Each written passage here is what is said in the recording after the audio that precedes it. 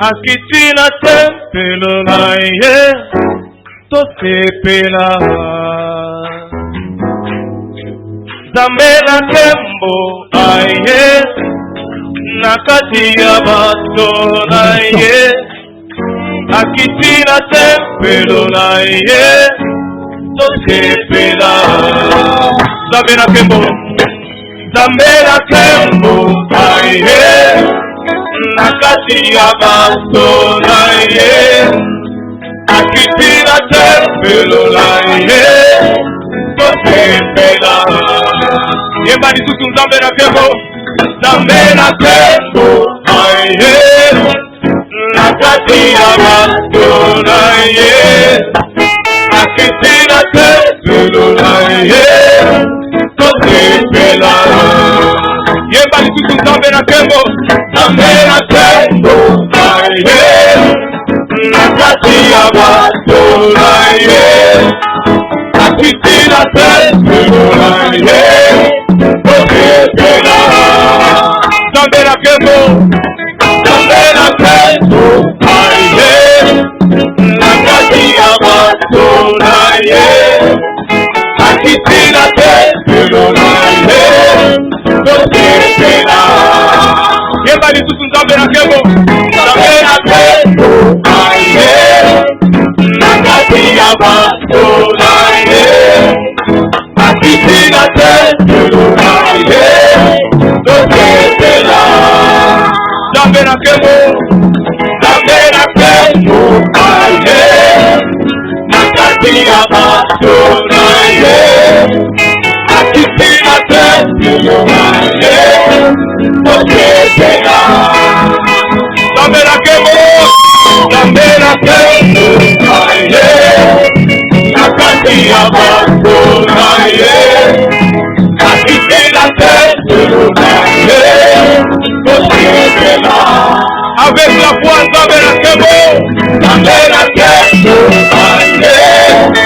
nakati ya bato na ye Akitina tempelo na ye tosepela Yotolobi Ole kopasuka lelo Aje bako kita lelo Ole kopasuka lelo Aje bako kita Yotolobi Ole kopasuka lelo Aje bako kita lelo Ole kopasuka lelo Aje bako Yango tolobi Ole kopasuka lelo Aje bako kita lelo Ole kopasuka lelo Aje bako kita Yango tolobi Ole kopasuka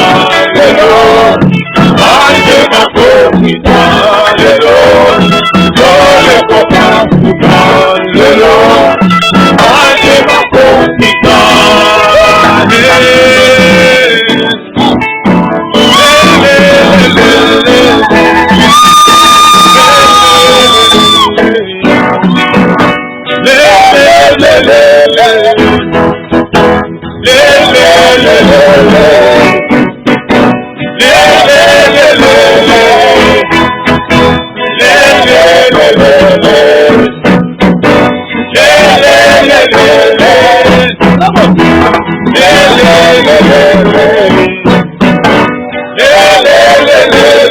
Il est là notre Dieu.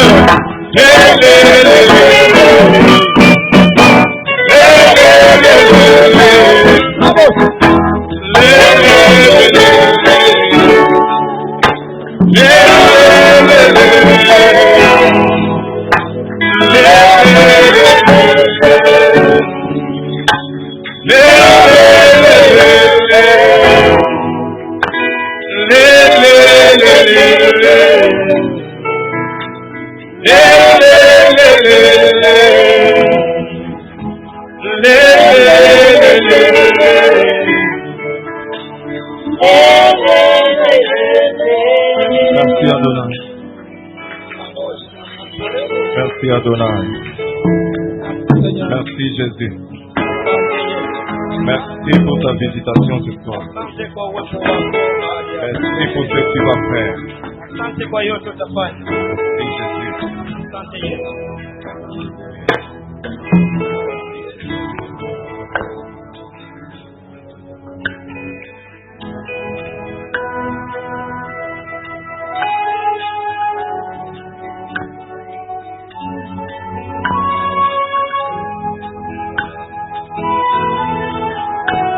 Jésus a vu tes larmes. Yesu ameona machozi yako. Jésus a vu tes larmes. Yesu ameona machozi yako. Jésus est présent au milieu de nous. Yesu yuko katikati yetu. Il est là. Il est là notre Dieu. Iko hapa Mungu wetu.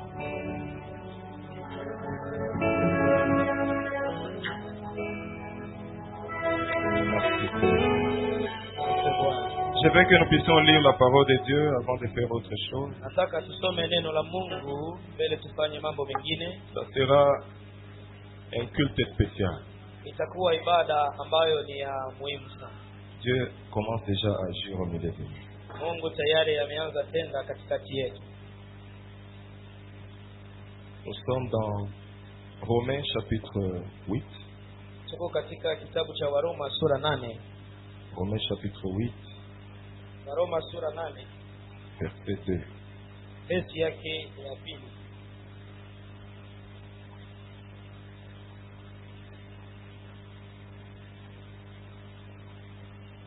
Nous sommes là. Tuko hapo. Romains chapitre 8 verset 2, je lis au nom de Jésus-Christ. Tunasoma Waroma 8:2 kwa jina la Yesu. En effet, la loi de l'esprit de vie en Jésus-Christ m'a affranchi de la loi du péché et de la mort. Amen. Je répète. Narudi. En effet, la loi de l'esprit de vie en Jésus-Christ m'a affranchi de la loi du péché et de la mort. Amen. Ça c'est très fort. Ni cha muhimu sana. Nous allons lire encore Tusome tena dans Marko chapitre 2. sura yake ya pili. On peut commencer à partir du verset. Nitaanza kwa verse yake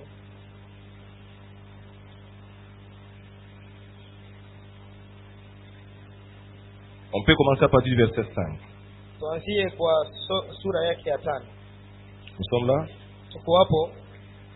Jésus, voyant leur foi, dit au paralytique, mon enfant, tes péchés sont pardonnés. Amen.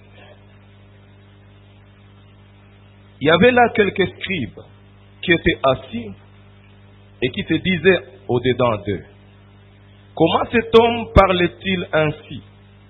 Il blasphème. Qui peut pardonner le péché si ce n'est Dieu seul? Jésus, ayant aussitôt connu par son esprit ce qu'ils pensaient, au-dedans d'eux, leur dit, pourquoi avez-vous de telles pensées dans vos cœurs? Lequel est le plus aisé de dire au paralytique, tes péchés sont pardonnés, ou de dire, lève-toi, prends ton lit et marche? Or, afin que vous sachiez que le Fils de l'homme a sur la terre le pouvoir de pardonner le péché, je te l'ordonne, dit-il au paralytique, lève-toi, prends ton lit et va dans ta maison. Parole du Seigneur. Neno la Bwana. Amen. Amen. Je vous en prie. Basi tuketi. Dieu nous a fait du bien depuis le début de cette période de 21 jours. Mungu ametuotesha na kutufanyia mema tukia mwanzo ya hii maombi ya 21 Et particulièrement aussi cette semaine. na kwa upekee hii wiki. Depuis le début de la semaine, nous avons été bénis par notre pasteur. Tokea mwanzo ya wiki tulibarikiwa na baba yetu Et nous avons pris la relève et nous vous avons aussi conduit. na tukamgomboa ili tuendeleshe. Que Dieu soit loué. Mungu ainuliwe. Alléluia. Amen. Nous avons commencé à parler de la part de Dieu. Tunataka kuanza kuzungumza kwa niaba ya Mungu. Je vous ai expliqué beaucoup de choses. Nimewafasiria mambo mengi depuis le mardi, le mercredi. tokea siku ya tatu. Et hier, j'ai encore parlé. Na jana pia nimesema. Je dois vous rappeler avant de parler de la parole d'aujourd'hui. Nitawakumbusha kitu mbele niseme neno ya leo. Nous avons exploité Jean chapitre 12 verset 24. Tumechambua Yohana 12 verse yake ya 24 et Jean chapitre 7 37 à 38. na Yohana 7:37-38. Dans Jean chapitre 12 verset 24, Ndani ya Yohana 12:24, là on était en train de nous expliquer comment est-ce que le grain qui est tombé en terre doit mourir. hapo tuliona jinsi mbegu inatakiwa kuanguka muudongo ili ikufe. Et nous avons expliqué la mort du grain. Na tukafasiria kifo ya mbegu. Nous avons expliqué comment est-ce que le grain devrait mourir pour aussi produire d'autres grains. Tukagundua jinsi mbegu inatakiwa ife ili izae matunda mengi. Je vous ai expliqué que dans le contexte, Jésus-Christ parlait d'abord de lui-même. Katika ile hali tulikuwa tunazungumza jinsi Kristo amezungumzia yeye binafsi. Mais dans notre contexte d'aujourd'hui, nous devons aussi vivifier selon que Jésus-Christ a aussi vivifié. Lakini kwa sisi leo tunatakiwa tupane uhai jinsi Kristo alipana uhai. Et nous aussi, comme les grains, nous devons tomber en terre, nous devons mourir et nous devons aussi donner la vie ou bien produire d'autres grains. Sisi wote kama mbegu tunatakiwa tuanguke udongoni na tufe na tutoe matunda mengi. Et ce même processus, Na hiyo hatua c'est ce que nous aussi nous devons suivre. na sisi tunatakiwa kufuata hapo. Nous avons expliqué beaucoup de choses. Tumefasiria mambo mengi. Dans Jean chapitre 7, versets 37 à 38, Katika Yohana 7:37 hadi nous 38, étions en train de voir tulikuwa tunaona comment est-ce que Jésus-Christ namna gani Yesu Kristo a dit que celui qui croirait en lui, mwenyewe atamwamini yeye des fleuves d'eau vive couleraient de leur sein. na vibujiko ya maji itatoka ndani Et yake. nous avons vu dans la Bible comment est-ce qu'il faisait allusion à son esprit qui devrait être donné à ceux qui croiraient en lui. Na tukagundua jinsi ni roho yake ambayo ilitakiwa kupewa ili mambo ya maji ya. Et nous avons dit ceci, Na tukasema hivi, que dans la vivification, katika kupana uhai c'est pas notre vie que nous sommes en train de donner. sio uhai wetu tunapana, C'est pas notre vie que nous sommes en train de donner. haiko maisha yetu Mais tunapana, c'est la vie de Dieu qui coule par nous à partir du Saint-Esprit. lakini ni maisha ya Mungu ambayo yanatiririka ndani yetu kulingana na Roho Mtakatifu. Alléluia.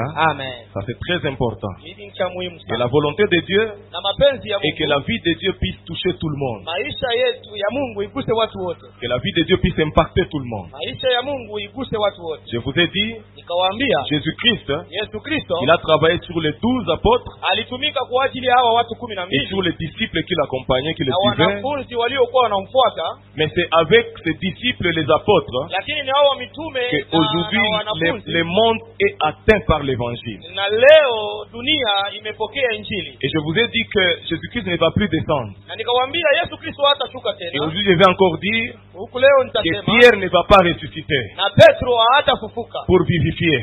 kwa kupana uhai. Parce que le même esprit qui était en Pierre, Kwa sababu ile roho ilikuwa ndani ya c'est le Petro. même esprit qui est en moi, c'est le Ile même esprit roho qui est iko en ndani toi. yangu na ndani yako. Donc nous pouvons faire les choses que Pierre ou Paul ont fait Tunaweza fanya vitu ambavyo Paulo na Petro wamefanya. pour vivifier, Kwa kupana uhai, donner la vie de Dieu, kwa kupana uzima wa Mungu, toucher l'humanité kwa kugusa ulimwengu par le Saint-Esprit. kwa Roho Mtakatifu. Alléluia. Amen. Donc ne te néglige pas Usijidharau. si tu as déjà donné ta vie en Jésus-Christ. Kama umempatia Yesu maisha yako, Tu es quelqu'un uko mtu. parce que Jésus-Christ vit en Kwa toi, sababu Kristo Yesu parce anaishi que ndani yako. Dieu vit en Kwa toi. sababu Mungu Tu anaishi n'es pas ndani yako. n'importe qui. Hauko wa Et Dieu kawaida. maintenant t'amène aussi Unaweza Mungu anakuleta à sasa vivifier kwa d'autres. kupatia wengine uhai. Alléluia. Amen. C'est ce que nous sommes en train de dire. Ndio kenye tuko Et tunazungumza. hier, je vous ai expliqué Jana nimewafasiria comment est-ce que nous devons nous métamorphoser. namna gani tunatakiwa kubadilishwa. Nous devons subir les changements Tunatakiwa kubadilika dans notre manière d'agir kwa kufanya kwetu,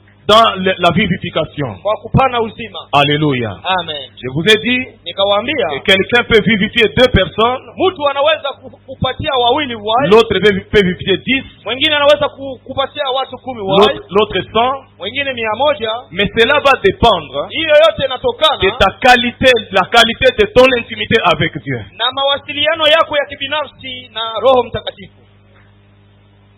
Vous m'avez compris? Tuko pamoja? Les résultats dans la vivification matokeo katika kupana uhai dépendra de ta qualité, la qualité de ta communion avec Dieu. inategemea na mawasiliano wako na Roho Mtakatifu. Alléluia. Amen. Voilà pourquoi Ndiyo maana Dieu nous appelle à changer de stade. Mungu anatutaka tubadilishe viwango. Après avoir donné notre vie à Jésus-Christ, Baada ya kumpatia Yesu Kristo nous maisha, devenons enfants. tunakuwa watoto. Selon Jean chapitre 1 verset 12. Kulingana na Yohana 1:12, Nous devenons enfants. tunakuwa watoto. Mais un enfant Lakini mwana ne peut pas vraiment donner la vie hawezi kupana uzima parce qu'il est encore enfant. kwa sababu bado ni Je mchanga. vous ai dit, Nikawaambia un enfant, mtoto il est au centre de sa vie. anakuwa anajitegemea binafsi. Un enfant Mtoto ne regarde pas l'intérêt de l'autre. angalii faida ya wengine, Il veut que tout soit pour lui. anataka yote yawe yake. Mais lorsqu'on devient fils, Lakini wakati unakomaa, c'est-à-dire lorsqu'on commence à grandir, wakati unaanza kukomaa, parce qu'un enfant est différent d'un fils, kwa sababu mtoto anatofautiana, là on commence à penser aussi à l'intérêt des autres. unaanza waza kulingana na faida ya wengine. On commence à comprendre les responsabilités qu'on doit assumer. Unaanza kuelewa majukumu ambayo unatakiwa On commence kufanya. à comprendre la pensée de son père. Unaanza kuelewa majukumu na Et wazo on ya commence baba. à agir pour satisfaire le cœur de son père. Unaanza kutenda ili ufurahishe roho ya Donc nous baba. devons grandir, les amis. Ndiyo maana tunatakiwa kukomaa. Je vous ai donné quelques éléments qui peuvent nous permettre de grandir. Nikakupatia mambo fulani fulani ambayo itaturuhusu Je tukomae. vous ai dit de méditer la parole de Dieu. Kuambia soma neno la Mungu. Nous devons prier chaque jour. Unatakiwa kuomba kila Nous siku. devons obéir à Dieu. Unatakiwa kutii Nous Mungu. devons lui faire confiance. Na unatakiwa kumwamini. Cela va nous permettre Itakusaidia de grandir, kukomaa, de quitter le stade d'enfant kutoka pour devenir des fils. na kukua mkubwa. Et nous vous avons dit, Na tukasema après avoir été fils, baada ya kukua tu mtoto commences ambaye donc amekomaa, à accompagner ton père. tunatakiwa kumsindikiza Tu commences à baba. servir ton père. Unaanza kumtumikia baba. Et là, tu prends la peau maintenant de serviteur. Na hapa unakuwa na ngozi ya mtumishi. C'est important, Ni cha muhimu, mais Dieu ne nous veut pas seulement à ce stade-là. lakini Bwana hatutaki hapo tu. Parce que je vous ai dit, Ni kuambia un serviteur mtumishi est lié à son maître anaunganishwa na bwana par le wake contrat de travail. kwa mkataba wa Et kazi. lorsqu'on est lié par le contrat de Na travail, wakati ni kama ni mkataba il n'y a inatuunganisha, pas vraiment un climat de confiance. hakuna kwa kweli kuaminiana. La relation n'est pas vraiment sécurisée. Mawasiliano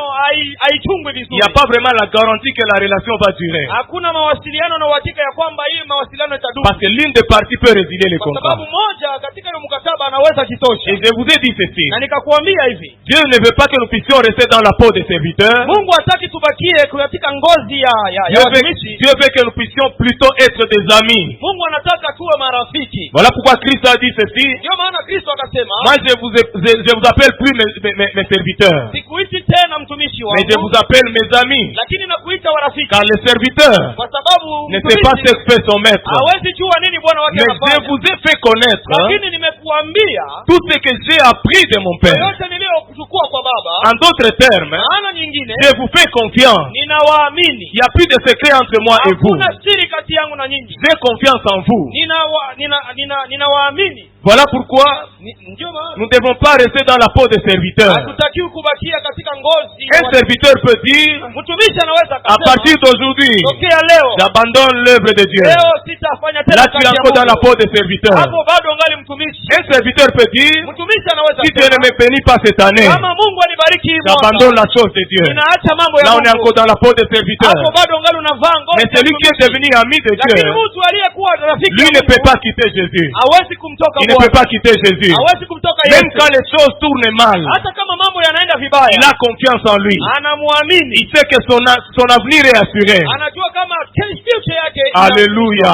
Amen. Voilà pourquoi Pierre a dit, Ndio maana Petro à akasema, qui irions-nous, Seigneur? Baba, tutaenda tena C'est kwa toi qui as nani? les paroles de la vie. Kwako kuna maneno ya En uzima. d'autres termes, Maana nyingine, je n'ai pas encore touché ce que j'ai cherché auprès de toi. sijagusa kile ambacho natafuta kwako. Je n'ai pas encore été ce que j'ai cherché auprès de toi. Sijakuwa ile ambayo niko natafuta kuwa Mais kwako. je sais une chose, Lakini najua kitu. j'ai confiance en toi. Ninakuamini. Mon avenir Maisha yangu est ya assuré. kesho Moi, je ne inahakikishwa. peux pas te quitter. Kwa sababu siwezi kukutoka. Si j'ai eu la vie éternelle en toi, Kama nimepata uzima wa milele j'aurai ndani yako, toutes choses avec toi. nitapata mengine yote pamoja na Alléluia. wewe. Amen. Être dans la peau de l'ami. Kukua katika ngozi ya Et rafiki. Dieu veut que nous soyons dans la peau de l'ami. Mungu anataka tuwe kama ngozi ya Ça, rafiki. c'est très important. Hili ni jambo la muhimu sana. Alléluia.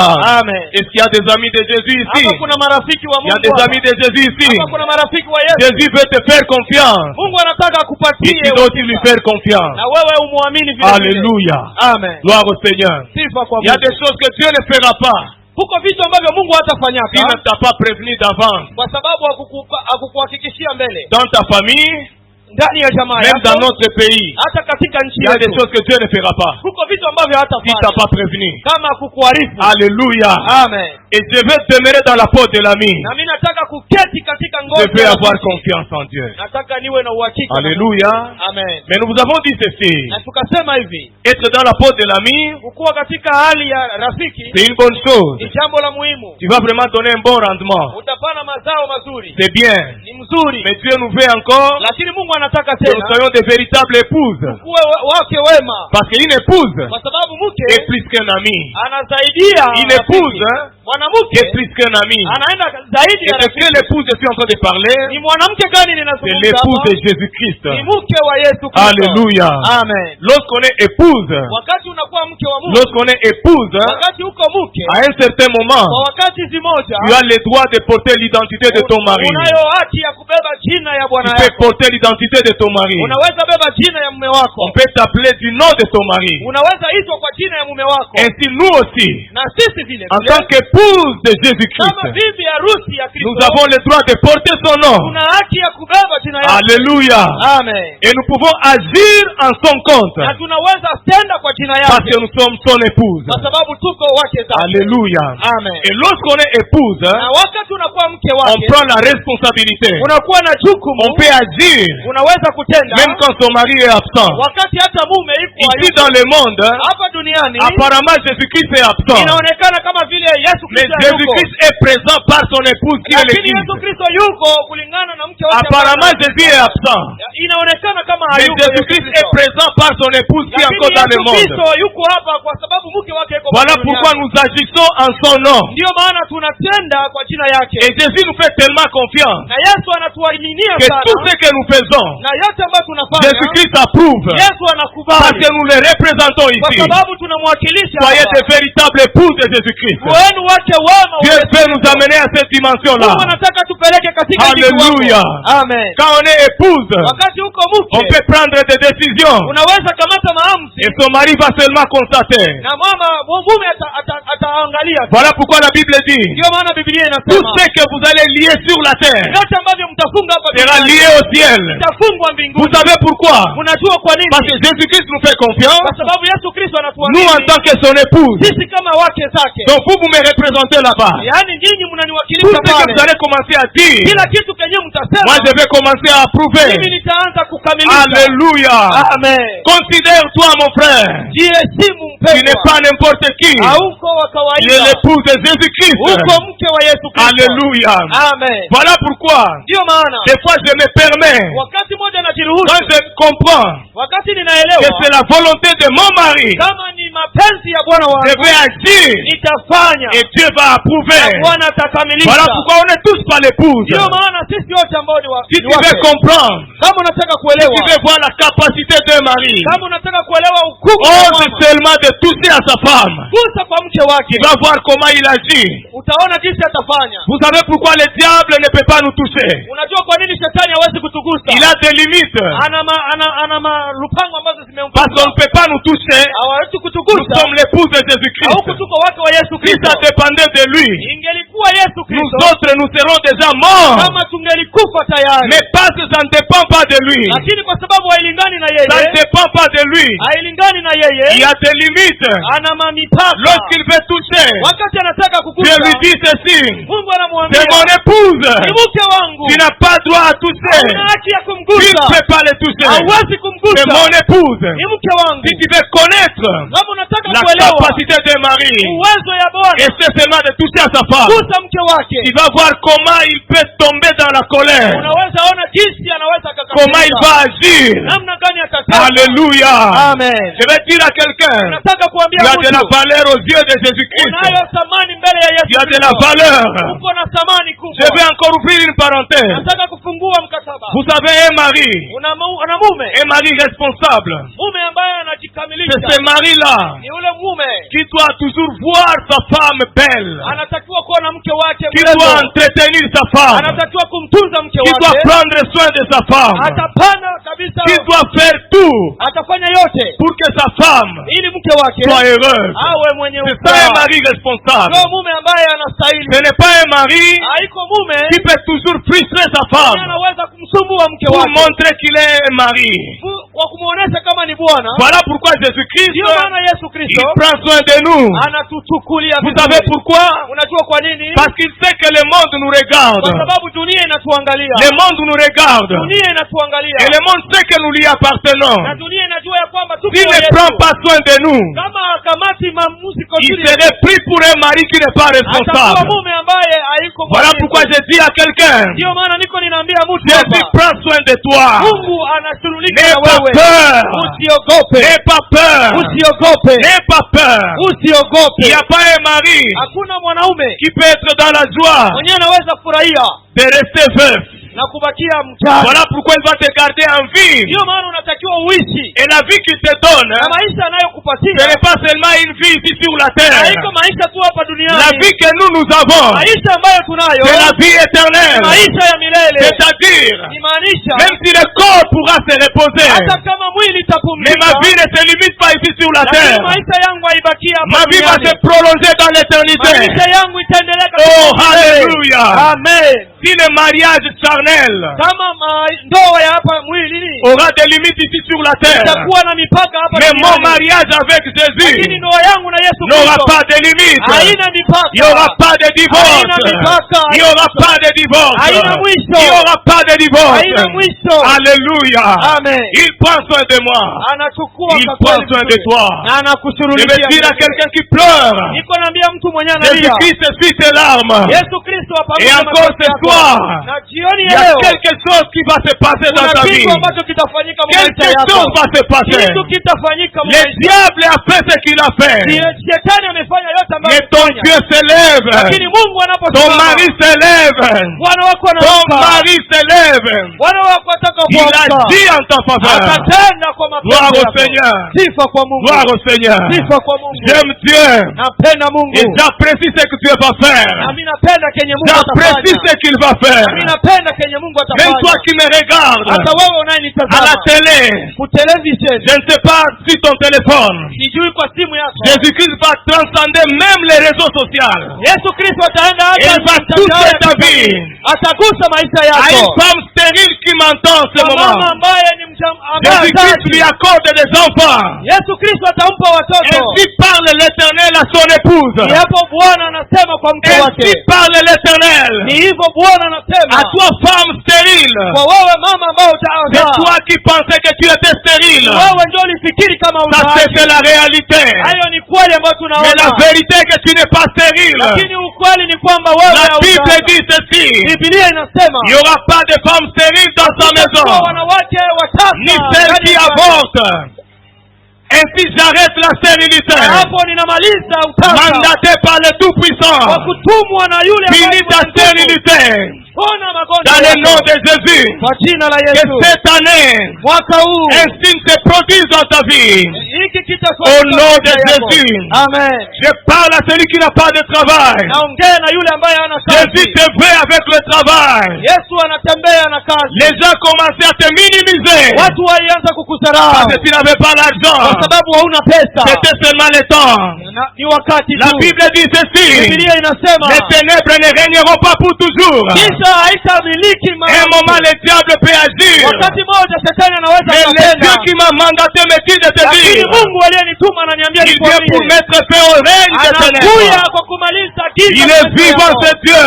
Huyu Mungu Il est vivant, ce ni Dieu. mwenye uhai huyu Mungu. Aujourd'hui, je vais opérer avec l'onction des miracles. Leo nitatembea na upako ya Aujourd'hui, je ne miujiza. dis pas demain. Sisemi kesho, nasema Le leo. Dieu qui m'a mandaté est vivant. Mungu aliyenituma ni mwenye hai. Aujourd'hui, Leo même la maladie chronique, hata maradhi, magonjwa, à vous qui êtes ici, yote ambayo iko même à hapa, ceux qui me regardent sur les réseaux sociaux, na wewe dada unanitazama aujourd'hui, un miracle est en train de se produire. leo kuna kitu kiko Le Dieu qui kinafanyika. m'a envoyé ici à Bukavu. Mungu aliyenituma hapa Bukavu C'est un Dieu vivant. ni Mungu aliye Il hai. a ressuscité Jésus-Christ entre les morts. Alifufua Yesu Kristo C'est ndani ya lui que je wafu. sers. Ni huyo ambaye Et il ninatumia m'accompagne partout. na ananisindikiza Le mahali Dieu qui pote. a accompli à Goma.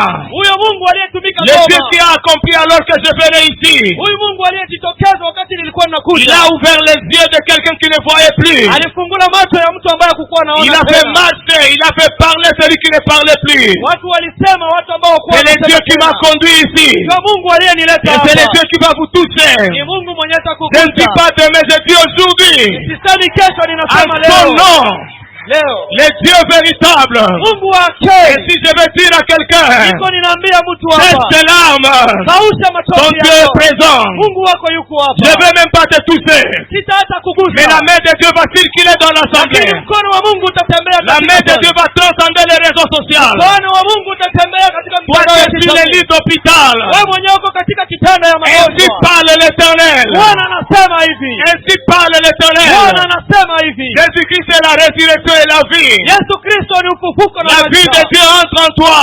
Maisha ya Mungu ingie ndani La yako. réalité veut changer. Ukweli nataka Et la kubadilika. vérité veut s'imposer. Lakini ukweli La itajikamilisha. vérité c'est que Jésus-Christ est vivant. Ukweli ni kwamba Yesu Kristo Et il yuko impose hai. son règne. Na iko hapa kwa ajili ya Je Mungu. vois des familles ici.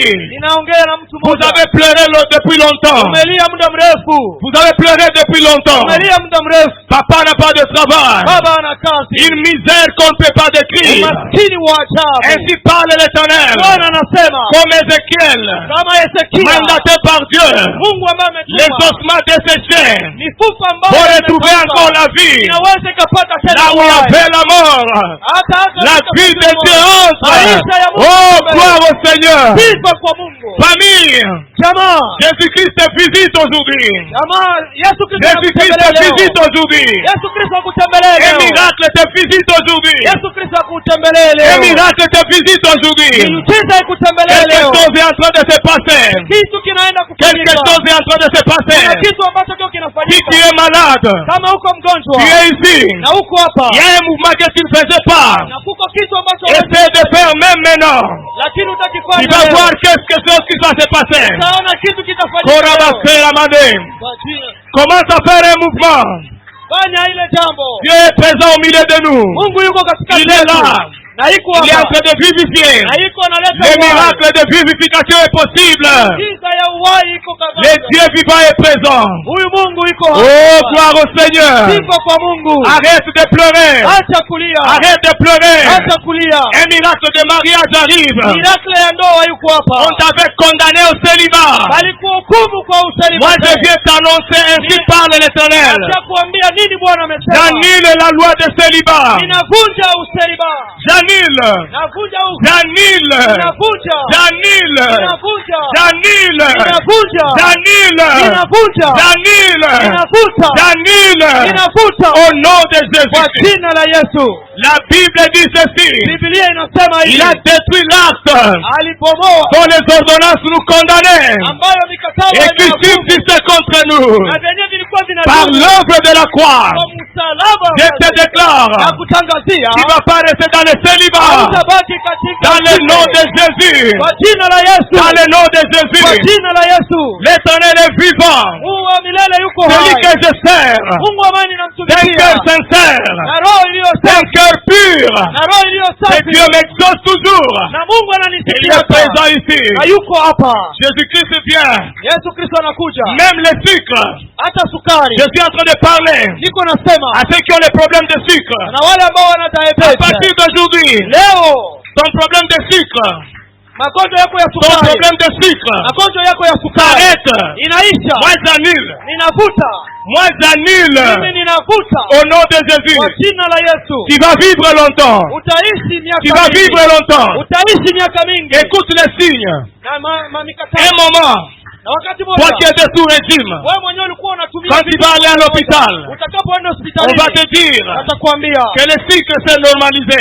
sukari imeenea. Tu vas entendre ça. Utasema Et sasa. même ton régime va changer. Na hata chakula chako Dieu n'a kitabadilika. pas voulu Mungu akupenda que tu sois soumis à ce régime-là. ili uwe katika makazi. Non, ça c'est pas la volonté de Dieu. Haiko mapenzi ya Mungu. C'est pas la volonté de Dieu. Haikuwa mapenzi ya Mungu. Écoute peuple de Dieu. Nisikilize taifa la Mungu. La volonté de Dieu, Mapenzi ya Mungu, c'est qu'il a décidé au ciel. yote ambayo ameamuru C'est ce qui sera accompli dans ta vie. ndio yenyewe itahakikishwa C'est katika ce qui maisha va yako. accomplir dans ta vie. Itafanyika kwa maisha Dieu yako. te retourne à ta position. Mungu akurudishe kwa Dans nafasi le yako. nom de Kwa Jésus. jina la Yesu. Oh, alléluia. Amen. Alléluia. Amen. Est-ce qu'on peut acclamer le nom du Seigneur Jésus? Shangilia huyu Bwana. Oh, il est merveilleux. Shangilia Bwana. Shangilia Il est Bwana. merveilleux. Shangilia Bwana. Il est merveilleux. Kwa jina la Yesu. Il est merveilleux ce Dieu.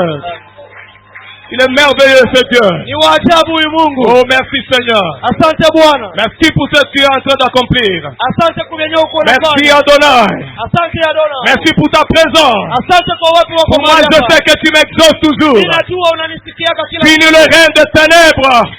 Fini le règne de ténèbres. mwisho wa giza. Jésus-Christ est vivant. Yesu Kristo yuko Je hai. déclare pour cette église. Niko natangaza kwa ajili ya hili Cette kanisa. église. Hii kanisa On cherchera votre Dieu ici. watatafuta Mungu wenu On hapa. viendra de partout. Watakuja mahali On va popote. chercher le Dieu de la restauration. Watatafuta Mungu wa On restoration. cherchera le Dieu du pasteur Daniel. Watafuta Mungu wa Pastor On Daniel. cherchera ce Dieu. Watatafuta huyu Mungu. Quelque chose est en train de se passer. Kuna kitu ambacho kinafanyika. Écoutez ce que tu es en train de me montrer. Sikiliza hiki kitu kenye Tu es en train de me montrer une source ici. Mungu iko ananionyesha Il chemchemu est en train de hapa. me montrer une source ici. Mungu iko ananionyesha Les chemchemu gens hapa. viendront de partout. Watu watakuja huku na Ils kule. viendront des quatre coins de la ville de Watakuja Bukavu. katika makona ine za dunia. Ils viendront s'étancher ici. Watapia kumaliza kiu yao Parce que la hapa. présence de Dieu sera Kwa présente sababu watu wa Mungu utakuwa hapa. de manière continuelle. Arrête de pleurer. Acha kulia. Arrête de pleurer. Acha kulia. Arrête de pleurer. Acha kulia. Jésus-Christ est présent. Yesu Kristo yuko Arrête de hapa. pleurer. Acha kulia. La pauvreté cède. Umaskini Parce que uachilie. Jésus-Christ est ta richesse. Kwa sababu Yesu Kristo ni mtakatifu. Alléluia. Amen. Oh, merci Jésus. Asante Yesu Kristo. Ici, Hapa les gens auront la soif de Dieu. watu watakuwa na kiu ya Les gens Mungu. auront la soif de Watu Dieu. watakuwa na kiu ya Les Mungu. gens vont se convertir. Watu watajipinga. Les gens vont se repentir. Watu watatubu. Et je prie le Seigneur Na ninaomba huyu Mungu que l'évangile soit vrai ici.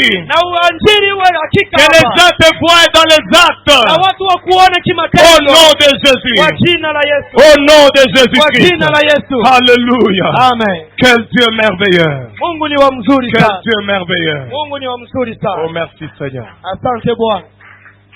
Merci Jésus. Ah, Dieu est merveilleux.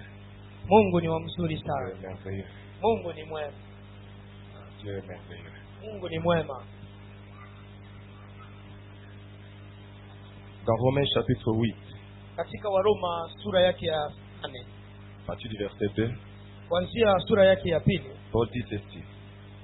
En Paulo effet, anasema la hivi: loi de l'esprit de vie en Jésus-Christ m'a affranchi de la loi du péché et de la mort. ukweli sheria ya Mungu imenitenga na laana ya dunia. Je vais vous expliquer sur la loi du péché et de la mort Nitawafasiria kwa ajili ya sheria ya dhambi na mauti et la loi de l'esprit de vie. na sheria ya roho ya uhai. Nous devons comprendre ceci. Tunatakiwa kuelewa hivi: Nous avons deux royaumes. tuna falme mbili. Il y a le royaume des ténèbres Tuna falme ya giza qui a comme prince le diable. ambayo inamwakilishwa na shetani, Mais il y a le royaume des lumières na ina falme ya nuru, qui a pour roi Jésus-Christ notre na ina Seigneur. mfalme Yesu Kristo. Et vous devez comprendre ceci. Na uelewe hivi: Un royaume ne peut pas fonctionner falme haiwezi ikatumika si des lois ne sont pas établies pour établir des rapports entre ceux qui sont dans ces royaumes. kama hakuna sheria ambayo imewekwa kwa ajili ya kutengeneza mawasiliano ya watu ambao wanaishi katika C'est jambo comme hili. dans tous les pays, il y a toujours la constitution qui est la loi fondamentale pour réglementer les institutions et même les rapports entre les citoyens ou même avec les institutions. Ndiyo maana katika kila nchi kuna constitution ambayo inaongoza mawasiliano kati ya watu ambao wanaishi ndani, watu ambao wanaongoza na watu ambao Ça wanaongozewa. c'est très important à Hii savoir. ni jambo la muhimu kuelewa. Alors nous sommes dans le monde, Sisi tuko katika dunia, mais rassurez-vous que nous ne sommes pas de ce monde. lakini uhakikishwe ya kwamba hatuko wa hii dunia. Le monde a ses lois. Dunia ina kanuni zake. Ici, comprenez-moi bien, hapo nielewe nous vizuri, devons respecter les lois de notre pays. tunatakiwa kuheshimu sheria za nchi yetu, Nous devons respecter les lois de notre pays. tunatakiwa kuheshimu sheria ya nchi yetu. Mais la loi dont je suis en train de parler, Lakini sheria ambayo tuko tunazungumzia c'est une loi spirituelle. ni sheria ya rohoni, C'est une loi spirituelle. ni sheria ya rohoni. Et dans tous les pays, ou bien dans le monde entier, Na katika kila nchi ama katika ulimwengu wote mzima, il y a toujours un dictateur spirituel na kuna mtu ambaye anaongoza katika ulimwengu wa roho qui impose sa loi. na anaheshimisha sheria yake. Mais cette loi-là, Lakini hiyo sheria c'est la loi du péché et de la mort. ni sheria ya mauti na dhambi. Amen. Amen. C'est-à-dire quoi? Inamaanisha nini? Il impose le péché. Anasindiria dhambi, Il impose le péché, anasindiria dhambi, mais ce péché-là conduit à la mort. lakini hiyo dhambi ambayo anahakikisha inapeleka kwa mauti. Il impose aux gens Anasindiria watu de désobéir à Dieu. wamkatae Mungu, Ils pêchent, wanafanya et dhambi, ce péché-là na hiyo dhambi conduit à la mort. inapeleka kwa La mauti. mort qui est la séparation Hiyo mauti ambayo ni kujitenga avec Dieu. na Mungu, Ce que nous avons vu, ndio ambayo tumeona mais nous avons dit na tukasema que nous avons reçu la vie de Dieu tumepokea maisha ya Mungu par Jésus-Christ. kupitia Yesu Kristo. Qu'est-ce qui se passe? Nini inapitika hapo? Alors que nous sommes dans le monde Huku tukiishi ndani ya qui dunia est dominé, ambayo inamiliki qui est dominé ambayo par inamilikiwa le prince na de ce monde, na wafalme wa hapa dunia qui a sa loi aussi spirituelle, ambao wana sheria zao za rohoni que tout le monde obéit. na wote ambao wanatii. Nous, par contre, Lakini sisi nous sommes ici, tunaishi mais hapa, nous sommes des citoyens célestes. lakini tuko wawakilishwa wa mbingu, Et la loi qui nous dirige, nous, na spirituellement, sheria ambayo inatuongoza katika roho c'est la loi aussi spirituelle, ni sheria ya rohoni, la loi de Jésus-Christ. sheria ya Yesu C'est Kristo. ça, la loi de l'esprit de vie. Ndio ile sheria ya maisha.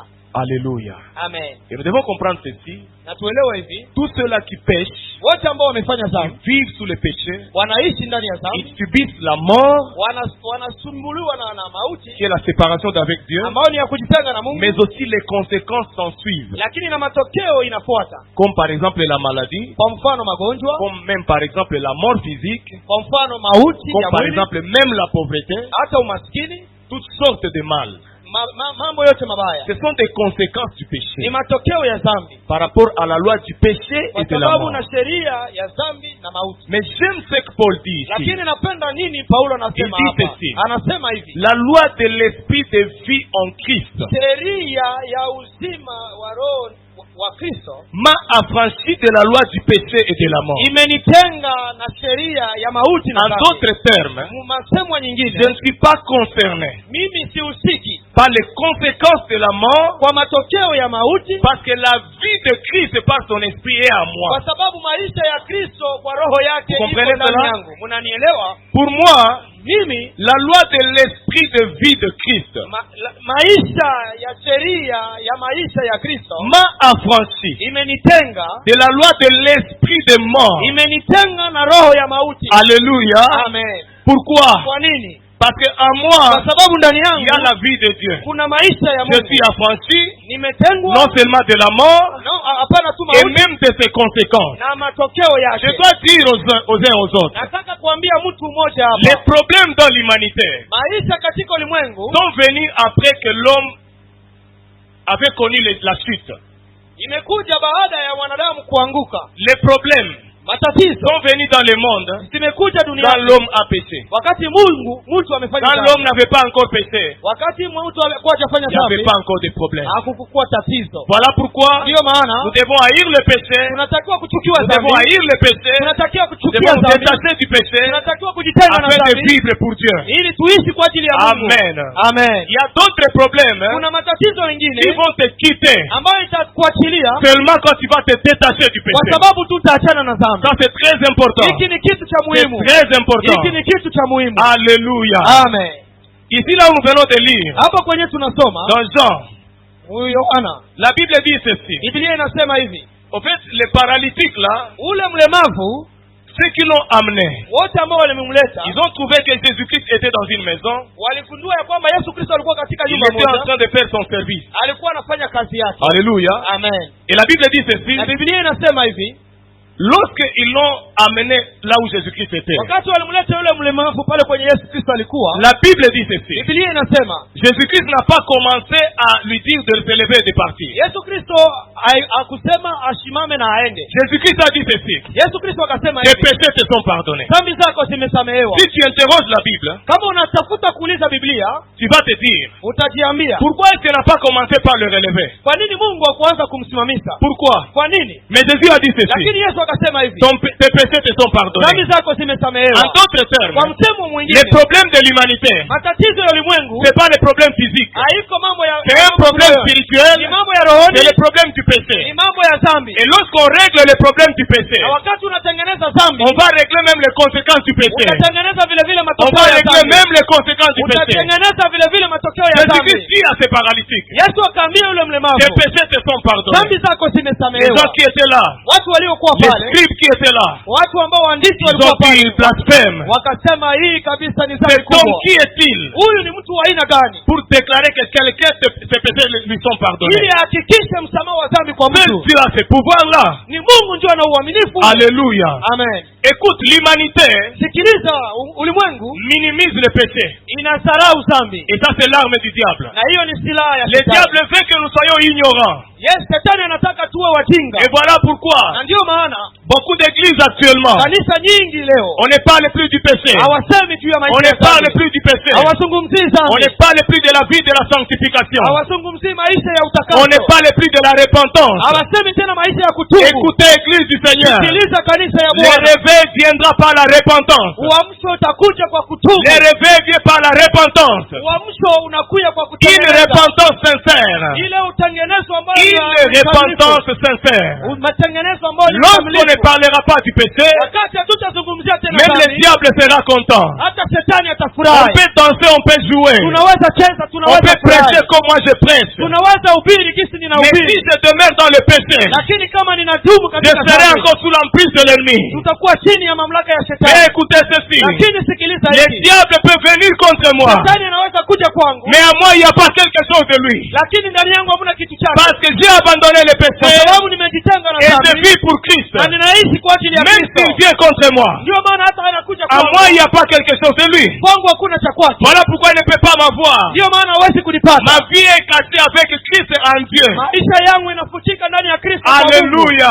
Amen. Serviteur de Dieu. Mtumishi wa Mungu, Le réveil spirituel uamsho wa kiroho viendra par la repentance, itakuja kwa kutubu viendra dhambi. par une vraie conversion. Itakuja kwa kubadilisha kweli Nous kweli. sommes fatigués Tunachoka d'être des chrétiens sans impact. kukuwa na Wakristo ambao hawawezi kutegemeza kitu. Alléluia.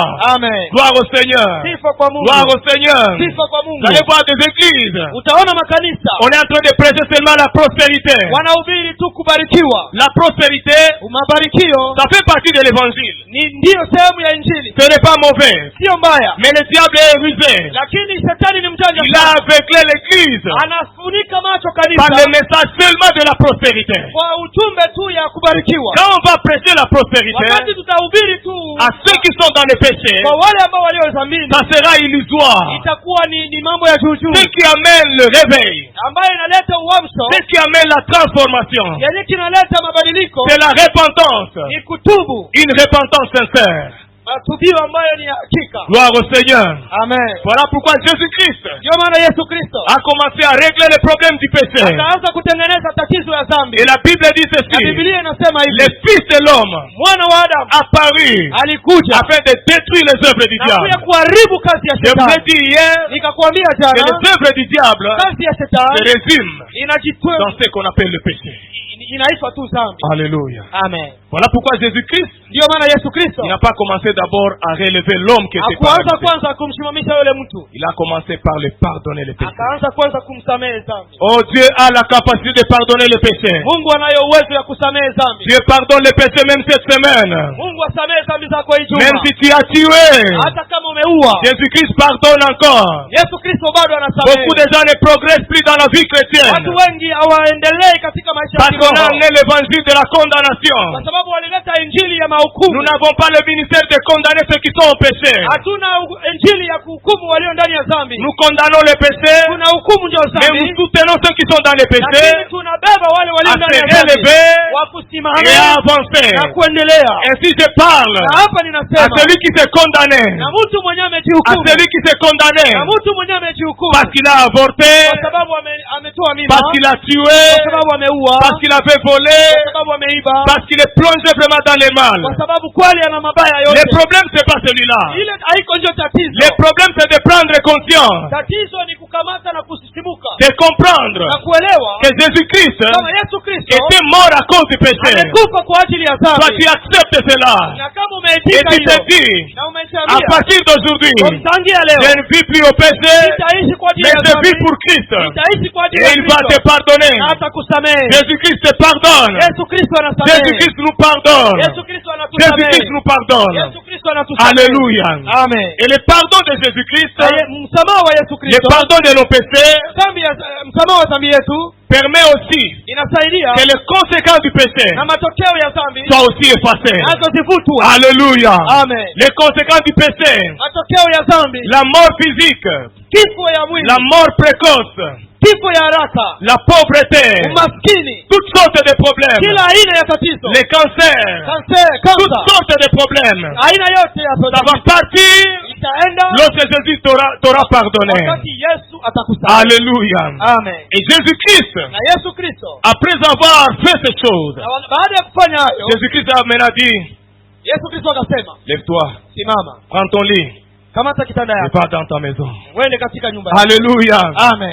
J'aime quand les gens condamnent, Napenda wakati watu wanahukumu, mais que je me retrouve en face de Jésus. lakini kama niko mbele ya Yesu. Jésus est un ami fidèle. Yesu ni rafiki Un ami mwema. qui ne condamne pas comme les Ni autres. rafiki mwenye hukumu Il ne kama condamne wengine. pas comme les autres. Hahukumu kama wengine. Un jour, Siku moja David Daudi avait fait le dénombrement.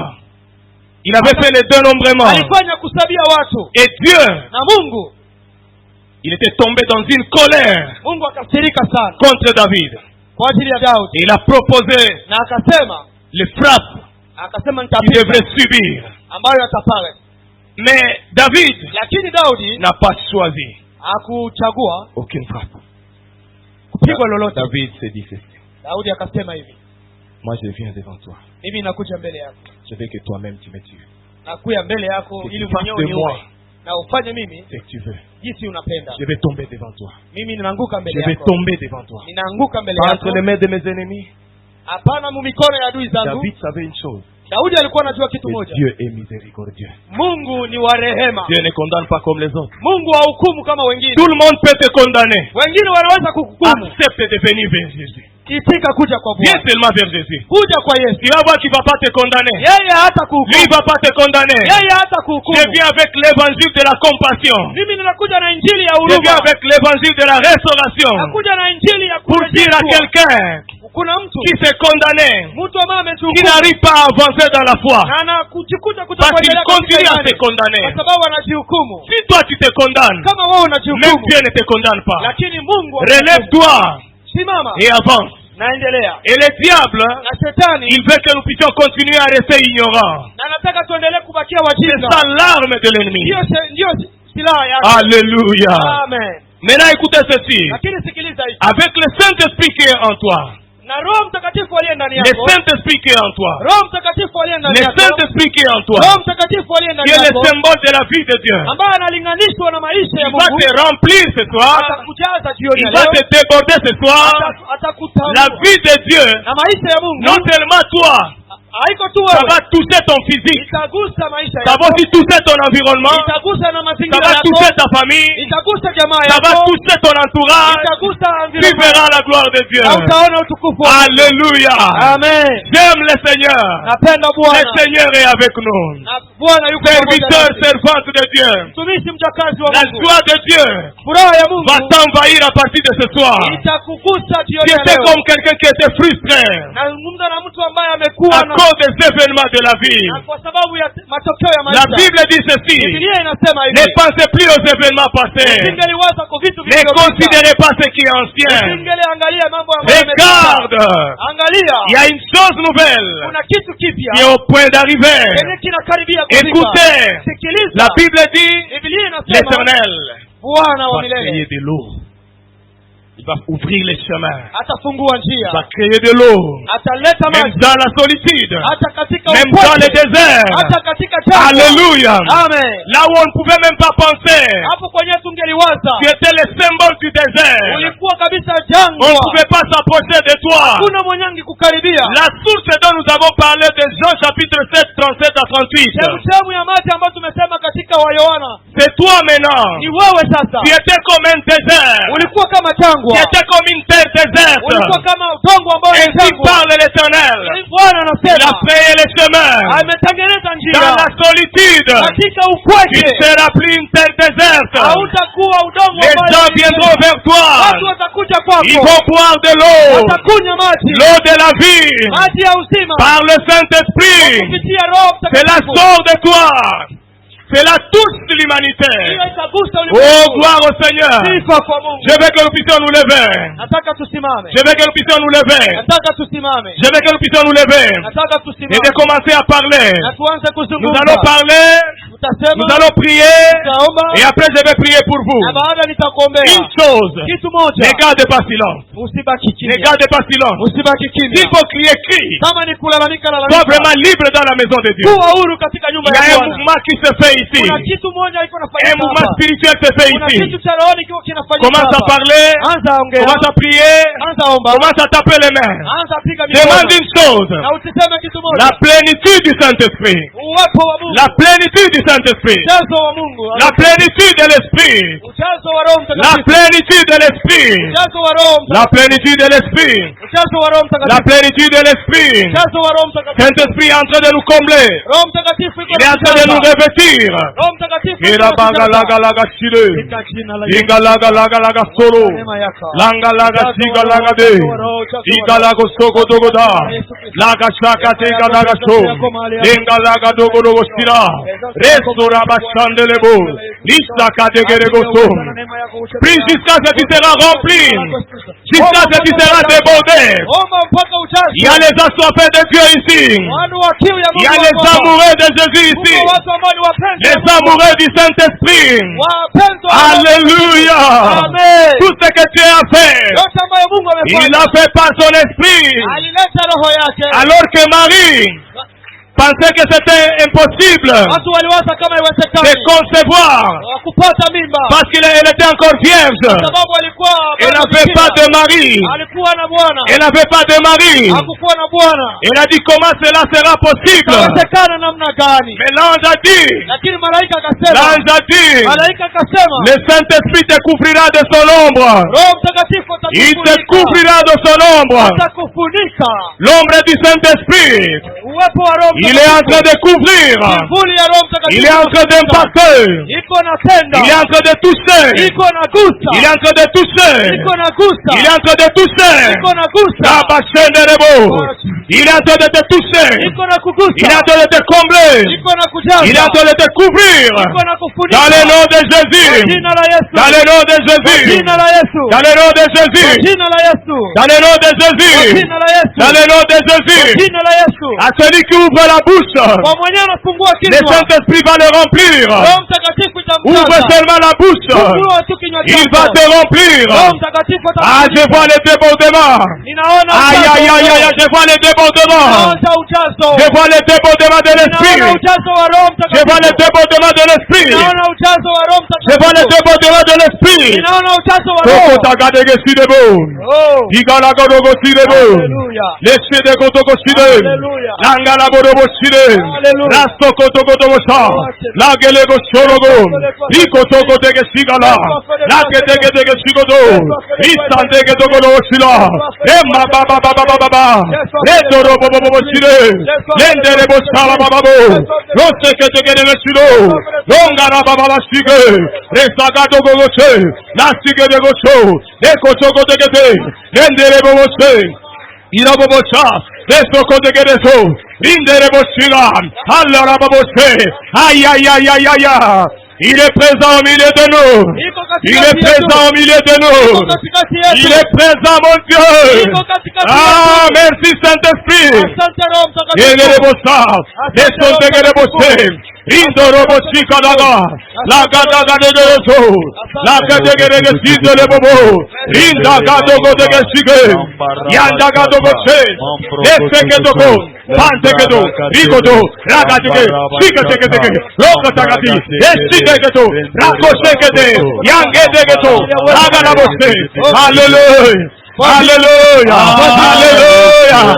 Hallelujah! Yederobo! Yaderobo! Ay ay ay ay ay ay ay! Ay ay ay ay ay ay! Ah! Le mouvement de l'esprit! Le mouvement de l'esprit! Ay ay ay ay ay ay! Estoda baba baba! Edorobo bobo! Edada baba baba! Longolobe! Nagadabo! Regedebo se! Ingedebo se! Logo saba! Refege Ragadegeso, Megadosa, Nagadegesi, Ricote, Nakadegedo, Bamba Baba Babose, Okotegedegesa, Yalla Mandele, Engera Babu, Ikorose, Nakadegedo, Ya. Les débordements de l'esprit, les débordements de l'esprit, les débordements, aïe aïe aïe aïe aïe aïe aïe aïe aïe aïe aïe aïe. Mambalea, Ikalama,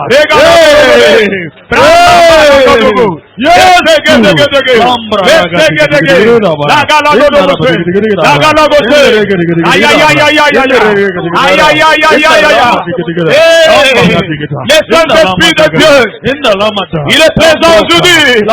Les revêtements, alléluia, et la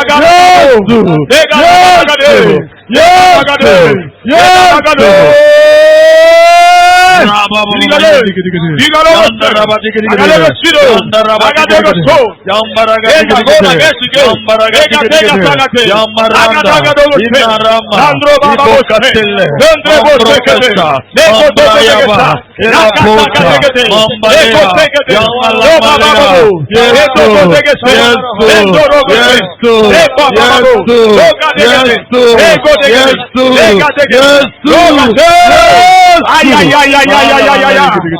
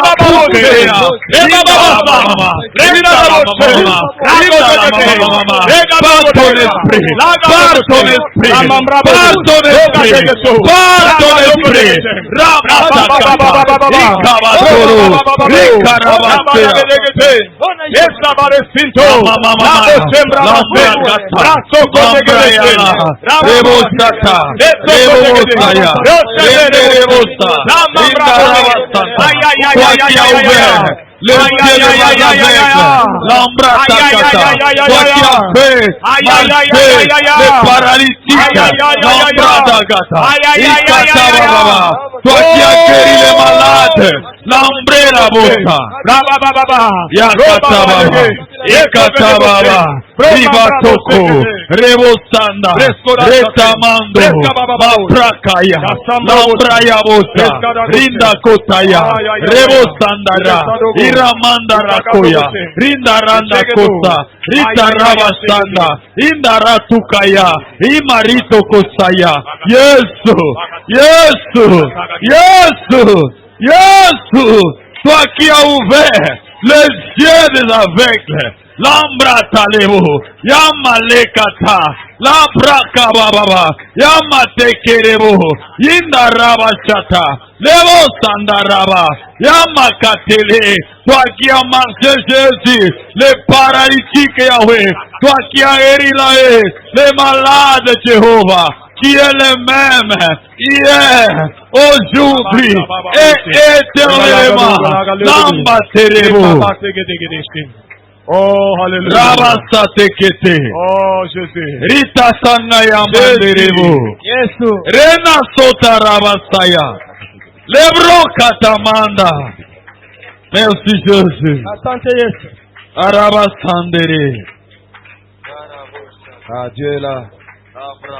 Il est présent. Tu peux lever tes mains. Nyanyua mikono yako. Je vais prier pour toi. Nataka kuombea. Un miracle va se produire. Na miujiza itatokea. Regardez-moi s'il vous plaît. Niangalie tafadhali. S'il y a un mouvement que tu ne faisais pas, Kama kuna jambo ambalo haungeweza kufanya. on va commencer à prier. Wakati tutaanza kuomba. Commence déjà à faire ce mouvement. Anza kufanya hiyo kitu. Je ne dis pas que le miracle va venir demain, je dis c'est aujourd'hui. Semi kama muujiza utakuwa kesho lakini ni leo. Aujourd'hui, Jésus-Christ est à l'œuvre. Leo Yesu Kristo yuko Il est en kazini. train de toucher des vies. Iko anagusa maisha. Avant de venir ici, Mbele ya kuja hapa, on m'a invité quelque part, il y avait un malade. nimeitwa nafasi moja, kumekuwa mgonjwa. Dieu m'a dit de partager avec vous cela. Mungu ameniruhusu niwagawalie hiyo kitu. Cet homme-là ne voyait pas. Huyo mtu hakuwa naona. Cet homme-là ne parlait plus. Ule mtu hakuwa anasema tena. Durant des mois et des mois. Miezi mingi imepita. Mais il y a quelqu'un qui a dit, Lakini kuna mtu ambaye amesema, ton Dieu peut toucher cet homme. Mungu wako anaweza gusa huyu mtu. Écoutez, Sikilize, notre Dieu que nous servons, Mungu wetu tunayemtumia, le Dieu de l'apôtre Joshua Massas, Mungu wa mtume Joshua c'est Masasu, le véritable Dieu. Mungu wa kweli. Nous avons prié sur lui, Nimemwombea, j'ai prié sur lui, nimemwombea et le Saint-Esprit m'a dit na Roho Mtakatifu que akaniambia la guérison sera progressive uponyaji utakuwa wa kufuata, et qu'avant que je termine le séminaire ici, lakini mbele nimalize semina hapa, ils vont m'appeler wataniita par rapport aux choses que Dieu aura faites. kulingana na mambo ambayo Mungu amefanya Dans 48 heures, katika siku 48, 48 heures seulement, katika siku on 48 m'a envoyé un message wakanitumia ujumbe et même la photo na picha de la personne na mtu pour qui j'avais prié. kwa yule mtu ambaye nimeombea. J'étais avec le pasteur Kulikuwa na pasta, et même moi, hata mimi j'étais impressionné nimeshangaa de voir Dieu qui peut faire au-delà. kuona Mungu ambaye anaweza kufanya zaidi ya kawaida, Ce même Dieu-là na ule Mungu est ici. iko hapa. Ce même Dieu-là. Ule Mungu yuko J'ai hapa. un problème de sucre. Uko na tatizo ya sukari. Pourquoi Dieu me parle du sucre? Kwa nini Mungu anarudisha sukari sana? Parmi ceux qui me saluent ou bien ceux qui me fréquentent, il y a quelqu'un qui a un problème de sucre.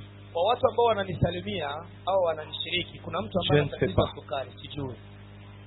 Mais Jésus-Christ est en train de guérir les gens. Lakini Mungu yuko anaponya Il watu. n'y aura plus de problème de sucre Hauna tena tatizo ya parce que sukari. Jésus-Christ est vivant. Kwa sababu Yesu Kristo yuko hai. Je ne sais pas si c'est le cancer. Sijui kama ni kansa, Cancer du col d'utérus. kansa ya uterus.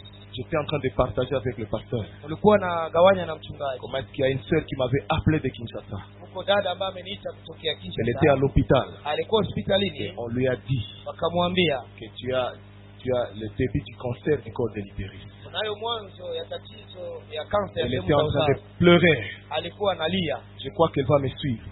Nafikiri nafikiri atakuwa iko Mais il va se ananifuata. rappeler de ce que je lui avais dit. Atakumbuka nini Si je nimemwambia. sers l'Éternel qui est vivant, Kama ninamtumia Mungu aliye hai, je change les résultats de médecin. nabadilisha maamuzi ya Tu vas wadaktari. retourner à l'hôpital. Utarudi Et on hospitalini va te dire que tu n'as pas le début na de cancer. watakuambia hauna tena tatizo ya Elle kansa. était retournée, je crois, après 48 heures. Akarudia baada ya siku Elle, mbili, elle s'est fait encore consulter. akaangalizwa tena na Elle s'est wadokta, fait examiner. akaangaliwa tena Et vizuri, on lui a dit que tu n'as pas le na cancer. wakamwambia hauna kansa. Le même Dieu là, Ule Mungu c'est le Dieu qui est ici. ndio mwenye iko hapa, C'est le Dieu qui est ici. ndio mwenye iko hapa. Je suis nul, Mimi ni bure, mais Jésus-Christ est ici. lakini Yesu Kristo Nous ne yuko sommes que hapa. des canaux Sisi ni njia tu par lesquels Dieu passe ambapo Mungu pour atapitia, toucher les vies des gens. ambapo atagusa maisha Ce ya n'est pas watu. seulement sur le plan physique. Haiko tu Écoute, sikiliza, je suis en train d'ordonner niko ninaamurisha dans les ciels de Bukavu mbingu ya Bukavu afin que les gens te cherchent ili watu pour wakutafute le travail. na kazi. Alors que les choses étaient compliquées. Na mambo yalikuwa mazito, Moi, je suis en train d'ordonner hiyo niko ninaamurisha mbingu qu'un mouvement se crée kitu kifanyike, afin qu'on te cherche. watu wakutafute, Et tu vas travailler. utatumika. Ainsi parle l'Éternel qui m'a mandaté ici. Hivi Bwana asema, Tu ne seras plus chômeur. hautakuwa mkosefu wa C'est kazi. toi qui vas donner de Wewe l'argent. ndio utapana makuta. Tu étais à un moment donné comme un mendiant. Ulikuwa kama vile mlombalomba, Mais c'est toi qui vas donner de l'argent. lakini ni wewe utaanza Tu pana, seras la solution à plusieurs. utakuwa suluhisho kwa Je vais wengi. parler à quelqu'un. Nataka kusema kwa Tu mtu, es issu d'une famille pauvre. huko hapa kwa jamaa maskini Mais c'est sana, toi qui vas amener la richesse. lakini ni wewe utaleta utajiri. Tu as de la valeur au prix de Dieu. Una thamani kwa kulingana na Mungu. Et lève tes mains. Nyanyua mikono yako, Que tout le monde se lève, s'il vous plaît. sote tusimame tafadhali, Et lève tes mains. na unyanyue mikono yako. Ainsi parle l'Éternel. Asema Bwana, Au nom de l'Éternel, je me tiens ici. kwa jina ya Bwana nasimama hapa, Je parle à ta maladie. nasema na magonjwa Ta yako, maladie qui est chronique. maradhi yako ambayo ni sugu, Que ce soit le sida. hata kama ni ukimwi, Peu importe. haijalishi aina Le gani. Dieu qui m'a mandaté ici. Mungu aliyenituma Il est hapa plus que le sida. ni zaidi ya Il est ukimwi, plus fort. ni zaidi, Celui qui ordonne. ni mwenyewe anakuwa kama Même Mungu. les sidatiques guéris. Watu wa ukimwi pona, Je parle nasema à celui qui a le problème du sucre. mwenyewe kuna tatizo ya sukari, Ton sucre part sukari yako toka dans le nom de kwa Jésus-Christ. jina la Yesu. Je parle Nasema à celui qui a le problème de cancer. na mwenyewe kuna tatizo ya Même kansa, à travers les réseaux sociaux. hata kama kwa mtandao wa Le kijamii, cancer part kansa toka dans le nom de kwa Jésus. jina la Je Yesu. parle au cancer. Nasema kwa kansa, Ainsi parle l'Éternel. nasema Bwana Jésus-Christ est vivant. Yesu Kristo yuko hai, Déloge-toi de ce corps. toka kwa hiyo Dans le mwili, nom de kwa Jésus-Christ. jina la Yesu Au Kristo, nom de kwa Jésus-Christ. jina la Yesu Que ce Kristo, corps soit rétabli. kwa hii mwili iwe Au nom de kwa Jésus-Christ. jina la Yesu Kristo. Je parle Nasema à celui qui a le problème de l'estomac. mwenyewe na tatizo ya estoma, Que ça soit héréditaire ou non. kama ni ya kurithi au hapana, Dieu ne t'a pas créé avec le problème Mungu d'estomac. akukumba na tatizo ya estoma. La volonté de Dieu, Mapenzi ya Mungu c'est que tu sois rétabli à partir de ce ili moment. ubadilishwe. Je kwa parle de mapenzi ton ya Mungu. problème d'estomac. Nasema kwa tatizo ya La estoma, gastrite, estoma, déloge-toi de ce corps. toka kwa hiyo mwili Dans le nom de kwa Jésus. jina la Yesu. Ainsi parle l'Éternel. Nasema Bwana, La vie de Dieu entre dans ton corps. maisha ya Mungu inaingia ndani Au ya mwili nom de wako. Jésus-Christ. Kwa jina la Yesu Au Kristo, nom de kwa Jésus-Christ. jina la Yesu Kristo. Je parle à celui qui avait le problème de stérilité. Nasema kwa yule mtu ambaye hazaaki, Qui a fait 1 année, 2 ans, 3 ans. umefanya mwaka moja mbili À tatu, partir de ce moment. tongea leo, À partir de ce moment. tangia leo, Toi, femme, wewe mama, qui pensais que tu étais stérile. wewe ambao ulikuwa unawaza kama Je uko parle au tasa, nom de l'Éternel qui m'a nasema mandaté. kwa jina la Bwana aliyenitia, Que la stérilité passe de ton utasa corps. utoke kwa jina la Dans le Yesu, nom de Jésus. kwa jina la Yesu. On ne peut pas t'appeler stérile. Hawatakuita tasa Alors que Dieu ne t'a pas appelé stérile. na Mungu akukuita tasa. Dieu t'appelle une femme féconde. Mungu amekuita mtu Dans le nom de Jésus-Christ. kwa jina la Yesu. Et des enfants. Kuwa na watoto, Et des enfants. kuwa na watoto, Et des petits-enfants. na watoto wa watoto, Et des petits-enfants. na watoto wa Et watoto, des nations. na Les mataifa, nations sortiront de toi. na mataifa Dans yatatoka le nom de kwako. Jésus-Christ. Kwa jina la Yesu Ainsi Kristo. parle l'Éternel. Sema Bwana, Toi qui étais pauvre. wewe mwenyewe ulikuwa Toi qui maskini, étais pauvre. wewe mwenyewe ulikuwa Une maskini, pauvreté extrême. huo umaskini wa Tu ajabu, commençais à quémander, à mendier. ulikuwa unaanza ombaomba. Par le Saint-Esprit qui m'a mandaté. Kwa Roho Mtakatifu aliyenituma, La richesse va se coller sur toi. utajiri utakuwa Que la kwako, richesse se colle sur toi. utajiri kukamate. La vie de Dieu vient aussi avec la Maisha richesse. ya Mungu iwe ndani ya La maisha vie de yako. Dieu vient avec l'argent. Maisha ya Mungu inakuwa na La vie de pesa. Dieu vient avec toutes sortes de bonnes choses. Maisha ya Mungu inakia na mambo yote Que le mazuri. Saint-Esprit Na Roho Mtakatifu attache l'argent à ta vie. aguse maisha yako. Dans le nom puissant de Kwa Jésus. jina la Yesu Kristo. Ainsi, Hivi les chômeurs décrochent l'emploi. watu wa mashoma Sortons dans les ciels de Bukavu. wanaamurisha katika mbingu ya Que le Bukavu. témoignage commence. Na ushuhuda ianze. À partir de ce moment, Hata mpaka que sasa. le témoignage commence. Ushuhuda ianze. Dans le nom de Kwa Jésus. jina la Yesu. Ne pleure plus. Usilie tena. Jésus-Christ est vivant. Yesu Kristo yuko Tu hai. n'es pas orphelin. Hauko. Tu as un Père qui est au ciel. Naye Baba yuko Dans le mbinguni. nom de Jésus. Kwa jina la Yesu. Oh, merci Saint-Esprit. Asante Roho Mtakatifu. Il y a une femme Kuna mama dont le divorce est à la porte. ambaye walikuwa wanataka kuachana na bwana wake. On lui a accusé injustement. Wamemzingishia mambo. Ainsi parle l'Éternel. Bwana anasema hivi. Si je suis mandaté par Dieu, Kama nimekuja na Dieu Mungu. touche ton mari. Mungu amegusha. Il revient vers toi. Atarudi huyo bwana Dans le wako. nom de Kwa Jésus. jina la Yesu On ne Kristo. parlera plus de divorce. Hawatasema tena À ndio tout celui qui me kuvunjika. suit, même sur les réseaux Kila sociaux, mwenye ananifuata katika mtandao ya je kijamii. condamne l'esprit de divorce. Dans le nom de Kwa Jésus-Christ. jina la Yesu Kristo. Dans le nom de Kwa Jésus-Christ. jina la Yesu Kristo. Église du Seigneur. Kanisa la Bwana. Jésus-Christ est avec vous. Yesu Kristo yuko na wewe. Jésus-Christ est avec vous. Yesu Kristo yuko nawe. Sèche tes larmes. Acha machozi. Dieu te visite. Yesu yuko na kutembelea. À toi qui avais les problèmes de troubles de mémoire, Wewe ambaye una tatizo ya akili. tu es restauré. Unabadilishwa. Dans le nom de Kwa Jésus. jina la Yesu Dans Kristo. le nom de Jésus. Kwa jina la Yesu. Ainsi tu pourras reprendre les classes. Hapo utaanza tena soma. Parce que Jésus-Christ te restaure. Kwa sababu Yesu ametengeneza. Dans le nom de Jésus. Kwa jina la Yesu. À ceux qui ont les problèmes de folie. Kwa sababu wale ambao ni wajenga. Folie créée par les hommes. Watu ambao wameishi. Ainsi parle l'Éternel. Bwana anasema hivi. L'esprit de folie Hiyo ujinga. quitte ce corps. Ruka katika Dans le nom de Kwa Jésus. jina la Yesu. Dans le nom de Kwa Jésus. jina la Yesu. Dans le nom de Kwa Jésus. jina la Yesu. Je parle aux aveugles. Nasema na watu ambao Je waoni. parle aux aveugles. Nasema na wenyewe waoni. Ainsi parle Bwana l'Éternel. anasema hivi. Jésus-Christ a été ouais pour ça. Yesu Kristo amepakwa kwa ajili ya hiyo. Tu n'es plus aveugle. Hauko tena Dans le kipofu. nom de Jésus. Kwa jina la Yesu. Dans le nom de Kwa Jésus. jina la Yesu. Le Dieu qui a ouvert les yeux de cet aveugle. Mungu mwenyewe alifungula hiyo macho ya Il est le même, c'est lui qui me charge de te dire. Yule yule ambaye ananiambia Il nikuambie. te touche au nom de Jésus. Anakugusa kwa jina Il la te Yesu. touche au nom de Jésus. Anakugusa kwa jina À la celui qui Yesu. avait les problèmes de la surdité. Na mwenyewe alikuwa na tatizo ya kutokusikia. À partir de ce moment. Tangia saa hizi. À partir de ce moment. Tokea saa hizi. S'il est ici. Kama iko hapa. Il peut toucher son oreille. Anaweza kugusa sikio. Là où il y avait les problèmes. Kwenye kuna tatizo. S'il y a ici. Kama iko hapa. Quelqu'un qui a ce problème. Mwenye kuna tatizo. À partir de ce moment. Saa hii. Le Saint-Esprit les touche.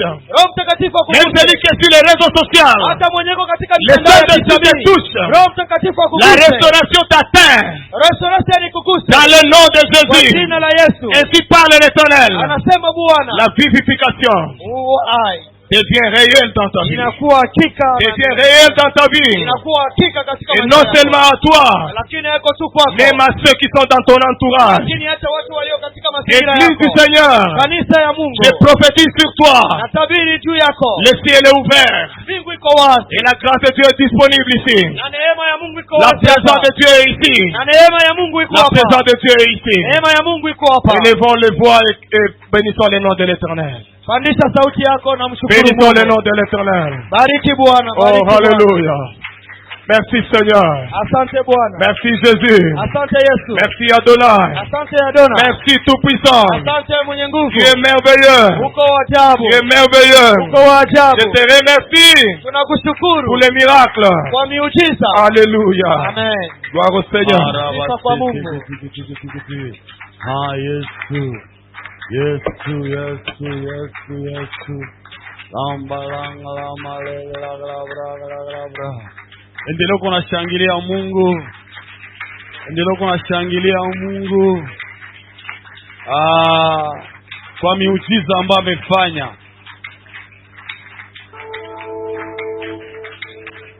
Haya,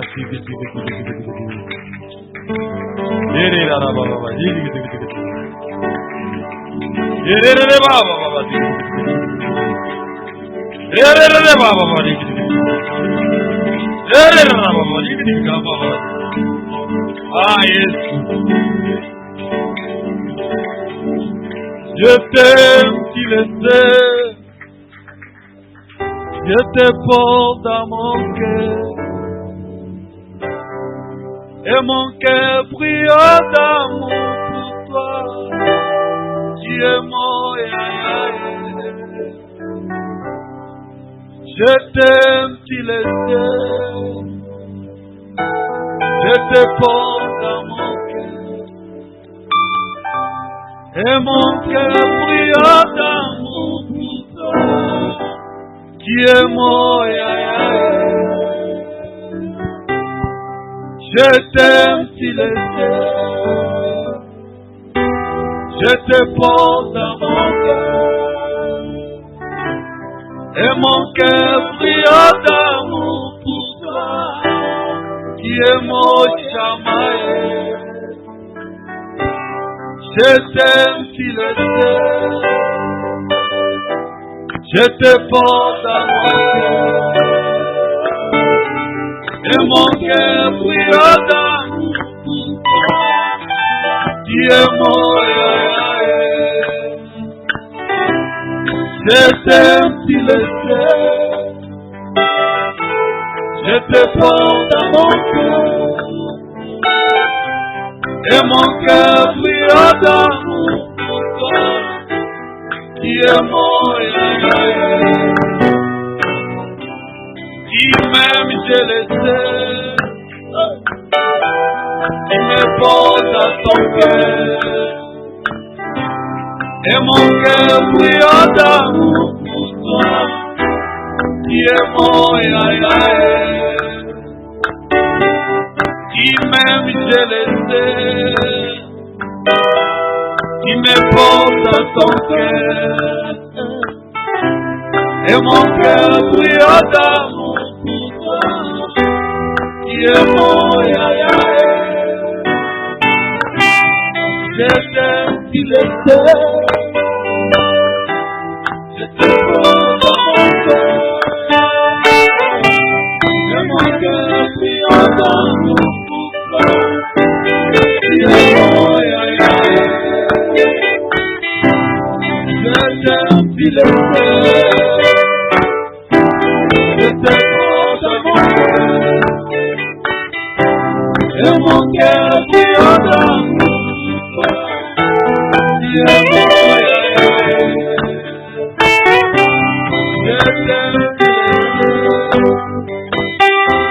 Je te porte dans mon cœur. Et mon cœur brille d'amour.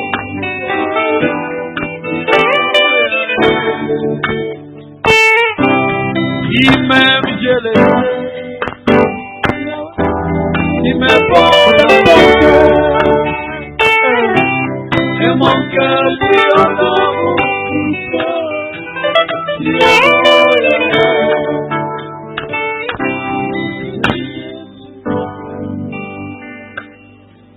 Je te porte dans mon cœur.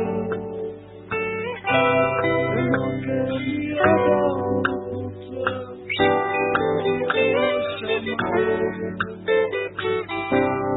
Je t'aime, tu le sais. Je te porte dans mon cœur. Et mon cœur brille d'amour